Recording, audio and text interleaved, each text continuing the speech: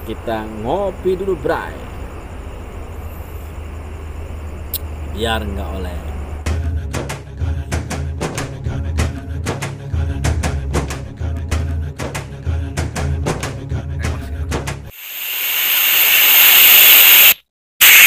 Assalamualaikum warahmatullahi wabarakatuh. Ketemu lagi dengan saya Muhammad Hanudin di channel YouTube Pedang Golok Nusantara.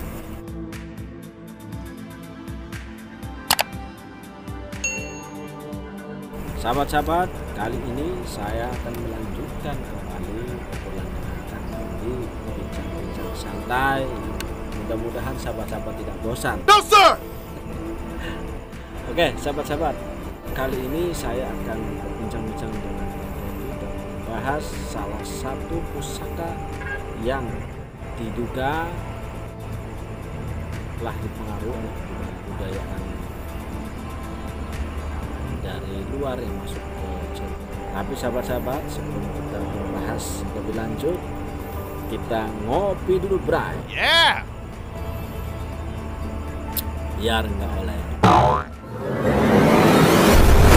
Oke sahabat-sahabat, nanti yang Randy akan menjelaskan pedang yang saya pegang ini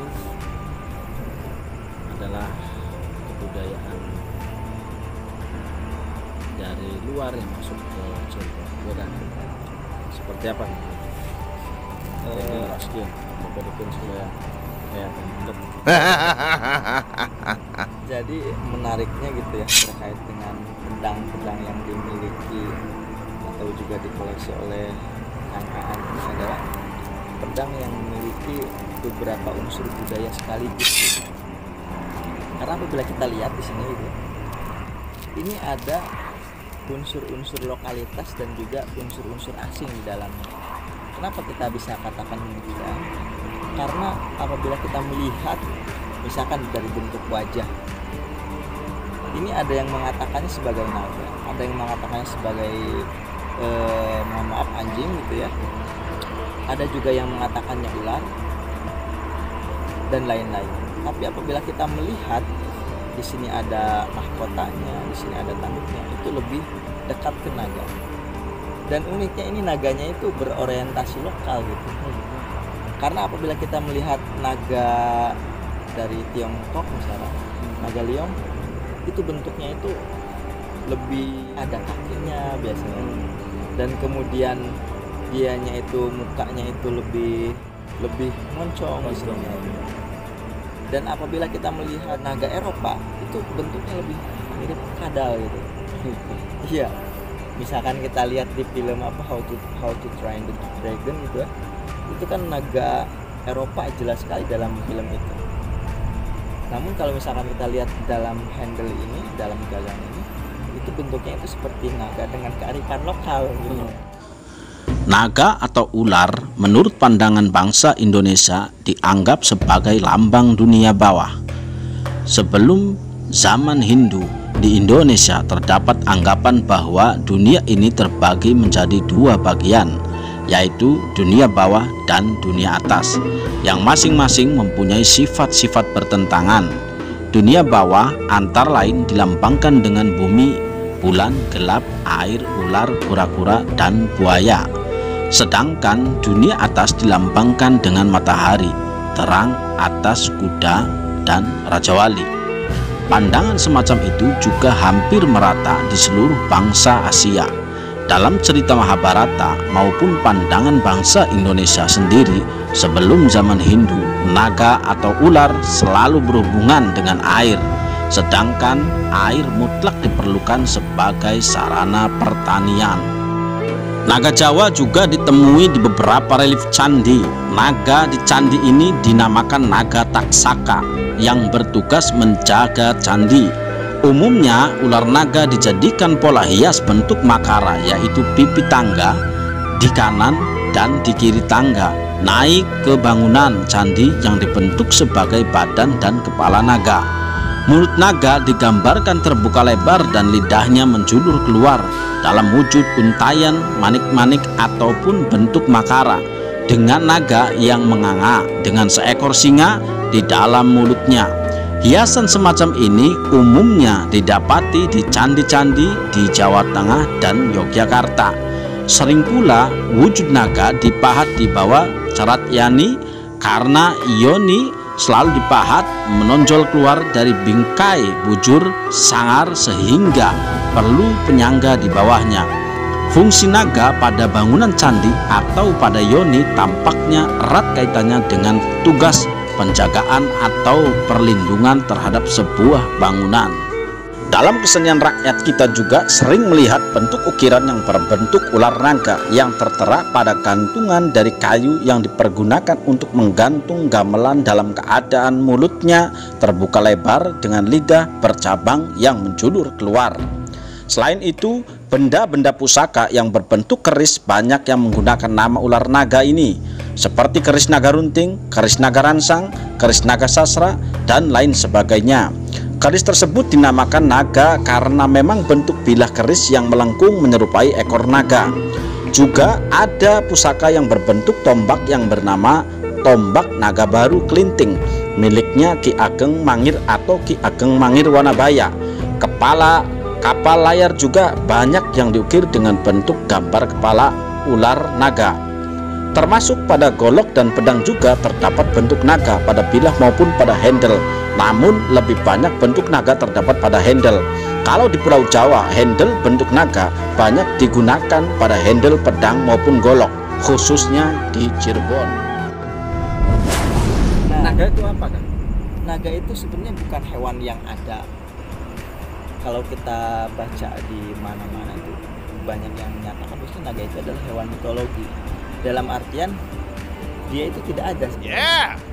Cuman ada dalam mitos-mitos belaka gitu. Dalam artian hanya ada dalam cerita, dalam kisah-kisah yang belum terbuktikan kebenarannya.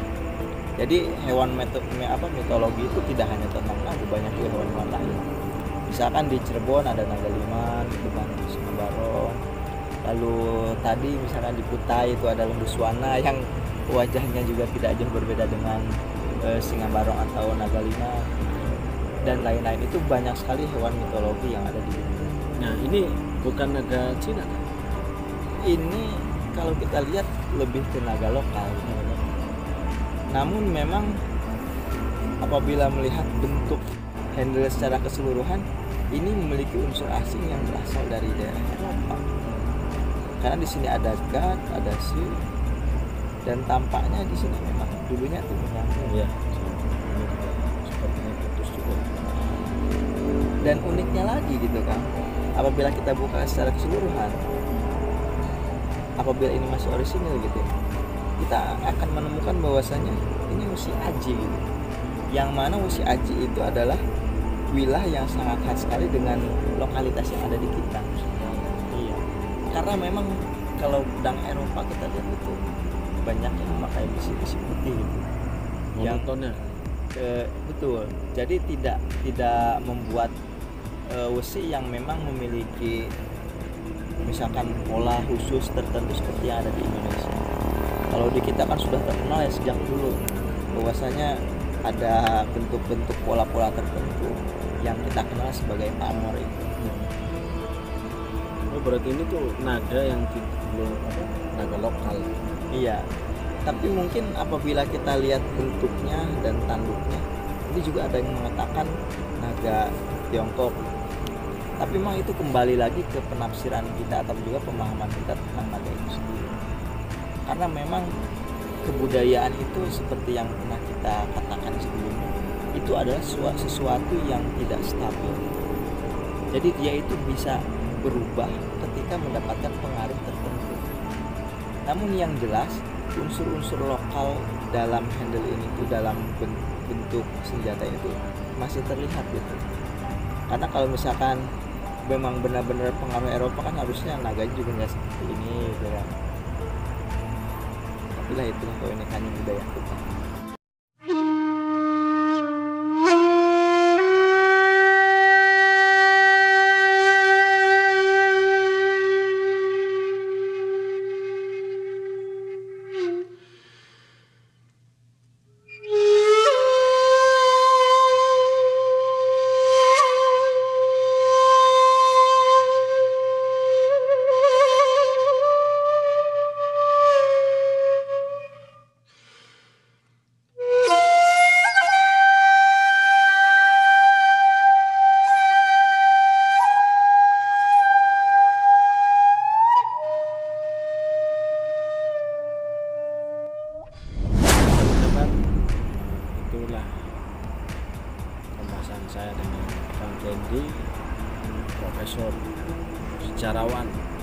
Indonesia yang begitu luar biasa. Dan saya kira naga ini adalah naga yang dipengaruhi oleh Tiongkok dan Cina. Tapi ternyata menurut Kang Tendi, naga ini lebih dekat dengan kebudayaan atau naga-naga Jawa, naga-naga lokal lah. Kalau Kang Tendi naga mukanya muka lokal, muka interlokal.